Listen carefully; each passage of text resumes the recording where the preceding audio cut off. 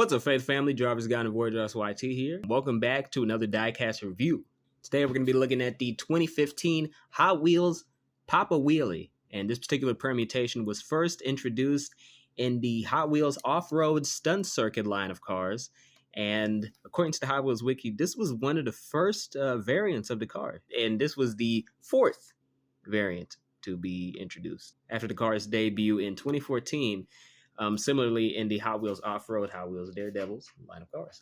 Either way, as you can tell, this is a very unique looking car, and it's kind of inverted. I'm just now noticing it's kind of inverted because typically with these weird out of proportion Hot Wheels cars, you typically have the smaller wheels at the front and the bigger wheels at the back. Well, clearly they decided not to go that route, and they decided to just change things up. I think ultimately putting the big wheels at the front was the better choice in terms of how the actual side fenders on the main body assembly look.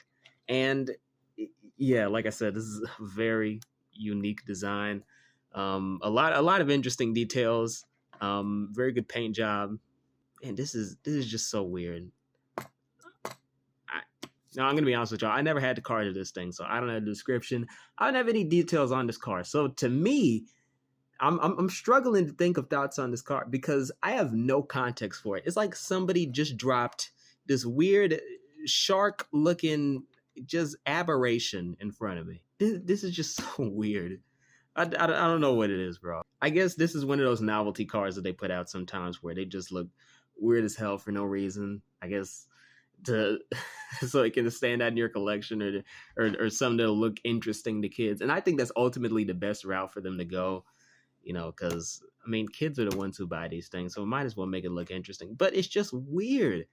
Moving into design, let's move into the actual review. Moving into the design, you can see it kind of what they were going for. So as you can see, there's a singular, I guess, semicircle that's supposed to imply some sort of wheel. You know, it doesn't actually roll. So, you know, if you want to just drive it like that, then you just be like scraping it on the ground. And I'm sure some people wouldn't appreciate, you know, fucking up the metal right there. And, you know, of course, they have the exhaust there. The underside right here, that was done very well. I don't usually comment on the underside of these die-cast cars, but I do think it was done particularly well here. So do commend them on that. And at the back, they do get sort of lazy with that. But then who the hell is looking at the bottom part of this, bro? All the attention is going towards the top of this. And just why isn't the car in the correct place? Why isn't it like turned around? This is not normal. But either way, they put all their focus at the top here. And there is some really nice detailing in there for the, I guess, exposed engine assembly they're going for and suspension and basically every other part of the friggin' car. And so with the detail we see up here, I can forgive them not putting anything down there. Because again, who the hell is looking at that? And as I said at the beginning of this video, the paint job is pretty good because, you know, that is an insane amount of detail that they had to fit in a small space. But they made it work.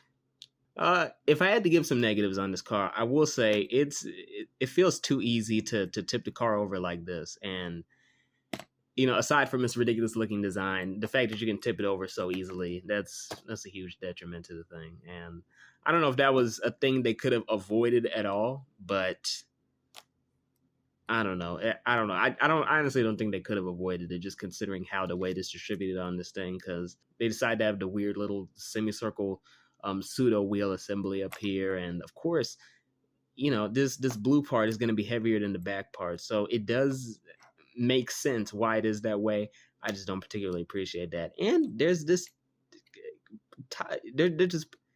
and you know, additionally, there's this, you know, extrusion from the top of the car. I have no idea what this is. I don't know if this is supposed to be like an engine bulge.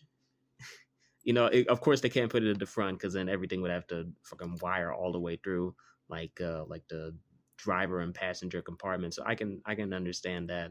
But if this is supposed to be an engine bulge, there's just not enough detail here to make it clear that this is supposed to be the engine bulge. I don't know.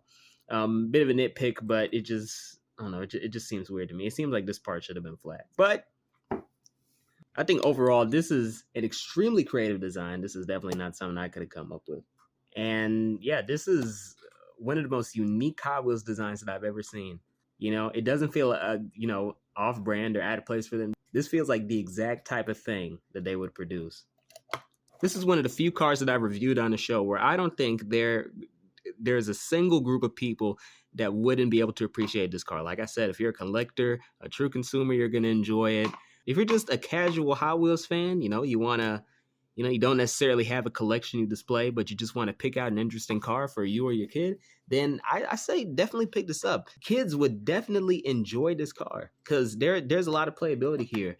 Because what I consider a detriment, which is that, it tips over too easily at the front, that could easily be a play feature to a kid. So it all just depends on how you see the car and just the uniqueness of the thing. I think that gives it appeal, across the entire range of people that would be buying Hot Wheels in the first place. So that's a definite recommend for me. And with that said, that's been my review of the 2015 Hot Wheels Poppa Wheelie. I've been your host, Jarvis Godden. Thank you all for watching this video. And as always, giggity, giggity, giggity goo. Stick around. I'm trying to go eat dinner.